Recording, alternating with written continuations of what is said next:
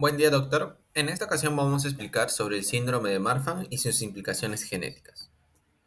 En primer lugar, vamos a ver algunos conceptos generales de herencia genética y su relación con el síndrome de Marfan. Como un primer concepto, vamos a tener que la herencia genética va a constituir el mecanismo mediante el cual los progenitores transmiten información biológica a través de los genes, que vienen a ser unidades funcionales del ADN que van a estar encargadas de codificar proteínas esenciales para el mantenimiento estructural y funcional del organismo. Cuando se produce una mutación en el cuerpo en la secuencia de un gen, dicha alteración puede comprometer la síntesis proteica y originar diversas patologías hereditarias. El síndrome de Marfan se asocia específicamente a mutaciones en el gen FBN1, que va a estar localizado en el cromosoma 15. Este gen codifica la fibrilina 1, que viene a ser una glicoproteína indispensable para la conformación de las microfibrillas que otorgan resistencia y elasticidad al tejido conectivo. La alteración de esta proteína va a repercutir en múltiples sistemas, particularmente en el aparato cardiovascular, el sistema osteomuscular y en el sistema ocular.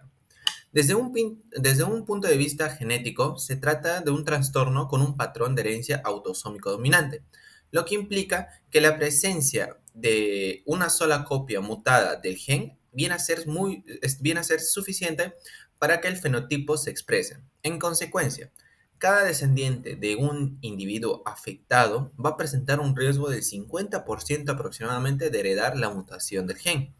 No obstante, aproximadamente una cuarta parte de los casos se debe a mutaciones de novo. ¿Y qué son estas? Son mutaciones que no tienen algún antecedente familiar previo. Y por último, vamos a decir que el síndrome de Marfan va a exhibir alta penetrancia y expresividad variable, lo que explica la amplitud en el grado de afectación clínica entre los pacientes. Estas características subrayan la relevancia del diagnóstico genético y del seguimiento especializado, particularmente para la detección temprana de complicaciones cardiovasculares potencialmente graves. Bueno, y hablaré sobre los factores de susceptibilidad en el síndrome de Marfan. La severidad que tenga cada paciente con este síndrome va a depender del tipo de mutación que éste tenga, ¿no? Entre los tres puntos que he puesto acá están las mutaciones truncantes que van a producir poca fibrilina 1, lo cual va a aumentar el riesgo de dilatación y disección aórtica. Las mutaciones lisenses que van a cambiar un aminoácido en la zona clave, lo cual afecta la elasticidad del tejido conectivo, y las de efecto dominante negativo, que hace que la proteína defectuosa interfiera con la normal, aumentando así la fragilidad del tejido. En cuanto a las variantes genéticas modificadoras, tenemos que además de la FBN1, que es la que normalmente se habla en este caso, otros genes como la TGFBR1, TGFBR2, los cuales también pueden aumentar la degradación de la matriz elástica y modificar el riesgo que tenga el paciente. Esto es lo que explica que por qué cada paciente tiene una diferente gravedad en el caso, aún así pertenezca a una misma familia. Bueno, en cuanto a la susceptibilidad cardiovascular, tenemos la fragilidad de la aorta por microfibrillas alteradas que va a causar una dilatación de la raíz y el riesgo de disección, y los polimorfismos del MMP2 y el MMP9, los cuales pueden acelerar el ensanchamiento de la aorta. La susceptibilidad a complicaciones multisémicas, tenemos que la variante clínica va a depender de cuatro puntos importantes, que son las variantes adicionales del tejido conectivo, los factores epigenéticos, el crecimiento rápido en la adolescencia y las alteraciones biomecánicas como la escoliosis progresiva que sufren estos pacientes en muchos casos.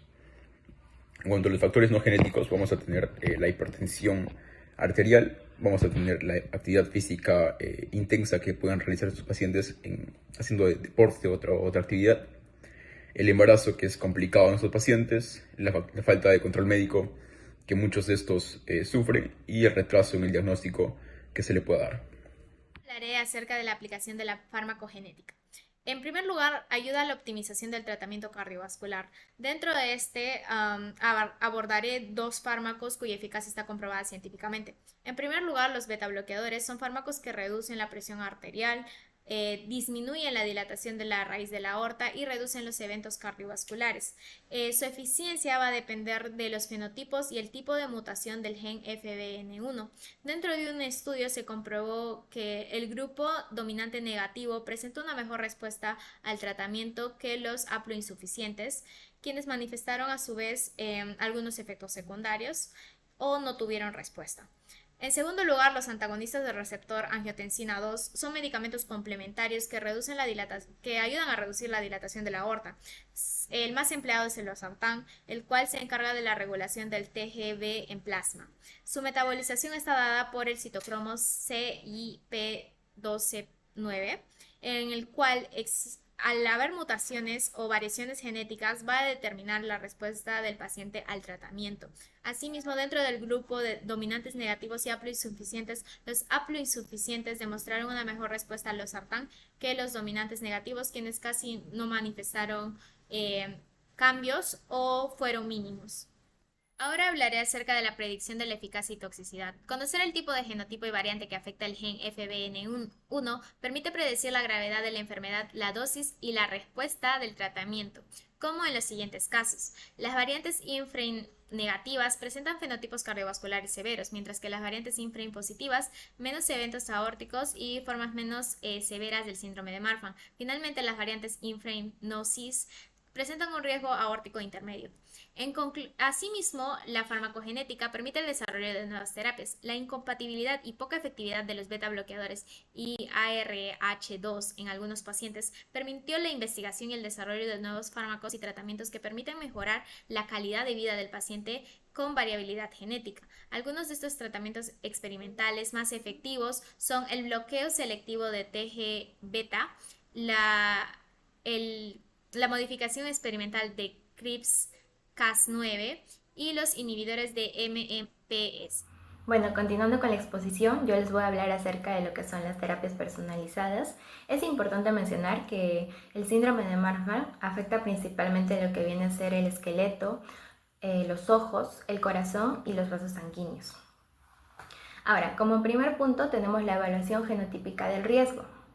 Aquí se realiza una secuenciación de lo que viene a ser el gen FBN1, ya que no todas las mutaciones son iguales. Algunas pueden generar proteínas defectuosas y mayor fragilidad aórtica y otras generan fenotipos más leves. Al identificar el tipo de mutación exacta, podemos realizar una clasificación del riesgo clínico, ya que vamos a poder saber qué tan agresiva o leve es la enfermedad y de esa manera establecer un adecuado tratamiento, vigilancia y también cirugía.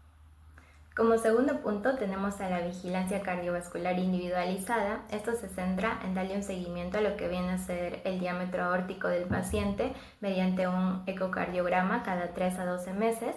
También se hace uso de lo que viene a ser la tomografía axial computarizada o la resonancia magnética en pacientes que presenten imágenes dudosas o crecimiento sospechoso.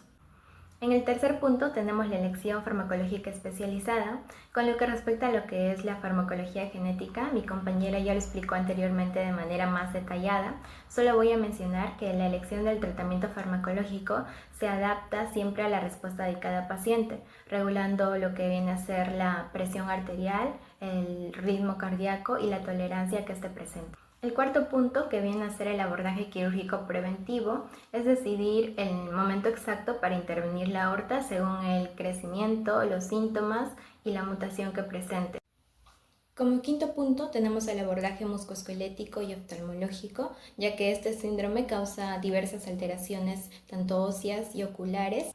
Y ya por último, el paciente debe llevar una consejería genética adecuada. Es por todo lo mencionado anteriormente que la importancia de las terapias personalizadas es clara. No solo se busca tratar el síndrome, sino tratar a la persona que lo lleva consigo, escuchando su genética, su cuerpo y su historia familiar.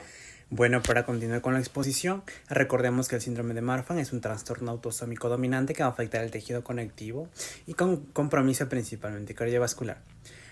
Ahora bien, para esta parte no quiero destacar tanto el cuadro clínico, sino cómo el conocimiento genético va a permitir un abordaje clínico de forma personalizada. Como se sabe, este síndrome se va a relacionar con mutaciones en el gen FBN1, que se va a encargar de codificar la fibrilina, una proteína que va a tener como función regular la señalización del factor de crecimiento transformante beta. Pero ahora bien, ¿cómo va a influir clínicamente el conocimiento genético? Pues básicamente nos va a permitir identificar el tipo de mutación y predecir la evolución clínica, incluyendo la estratificación de riesgo cardiovascular según el genotipo, del cual vamos a tener dos tipos. Primero, las mutaciones dominantes negativas, que van a ser las de tipo de contrasentido y van a producir proteínas anómalas asociadas con la dilatación aórtica. Y por otro lado, vamos a tener lo que es las mutaciones por haploinsuficiencia, que van a generar menos fibrilina funcional, pero el riesgo cardiovascular va a seguir siendo alto. Ahora, teniendo en cuenta lo anterior, se observa que el conocimiento genético va a permitir un diagnóstico con mayor precisión y poder diferenciar este síndrome de otros aplicando los criterios de gen adecuadamente. Va a facilitar además el tamizaje familiar y para poder identificar incluso con un genotipo incompleto quién padece de esta enfermedad y evitar exámenes innecesarios en familiares sanos. También va a favorecer el tratamiento personalizado según el tipo de mutación. Por ejemplo, las mutaciones dominantes negativas van a asociarse con un mayor riesgo de dilatación aórtica temprana y por lo tanto van a responder mejor a beta bloqueadores. Por otro lado, las mutaciones por haploinsuficiencia van a beneficiarse más del bloqueo de TGF, como por ejemplo los fármacos ARA2 como el losartán. Ahora, independientemente del tipo de mutación, vamos a considerar cirugía preventiva, seguimiento periódico y un tratamiento oftalmológico según las necesidades del paciente o las variantes INFREN específicas. Ahora bien, para finalizar, también nos va a permitir justamente anticipar el pronóstico de acuerdo a la mutación y prever el fenotipo y las manifestaciones clínicas para poder definir un tratamiento, incluyendo estas necesidades de cirugías profilácticas dependiendo del caso. Por último, también va a ofrecer opciones reproductivas como el diagnóstico preimplantacional y va a facilitar una consejería clara considerando que el riesgo de transmisión es del 50%. Por lo tanto, la genética va a favorecer el manejo de estos pacientes y por ello la implicancia clínica del conocimiento genético va a ser efectiva. Bueno, ahora le doy pase a mi compañera con la siguiente parte de la exposición. Bueno, voy a explicar brevemente las implicaciones éticas relacionadas con el diagnóstico y manejo del síndrome de Marfan. Primero, la confidencialidad genética. La información genética de un paciente es muy sensible, por lo que debe de manejarse con estricta reserva. Solo puede compartirse con una autorización del paciente, ya que revela datos muy personales y sin permiso puede causarle un daño, especialmente a nivel familiar o social. Esto se relaciona con el segundo punto, que viene a ser el riesgo de discriminación. Si los datos genéticos se usan de una manera incorrecta, pueden generar discriminación laboral, educativa o incluso en seguros. Por eso las instituciones deben de garantizar que esta información no sea utilizada para limitar oportunidades. Otro aspecto importante es el consentimiento informado. El paciente debe de recibir una explicación clara antes de realizarse la prueba genética, entender los riesgos, los beneficios y cómo podría afectar esto a su familia, ya que Marfan es una enfermedad autosómica dominante. El paciente debe de decidir libremente si desea realizarse la prueba o prefiere no hacerlo. También está el tamizaje familiar, en el cual surge un conflicto ético para identificar un caso. Y esto implica que varios familiares podrían estar en riesgo.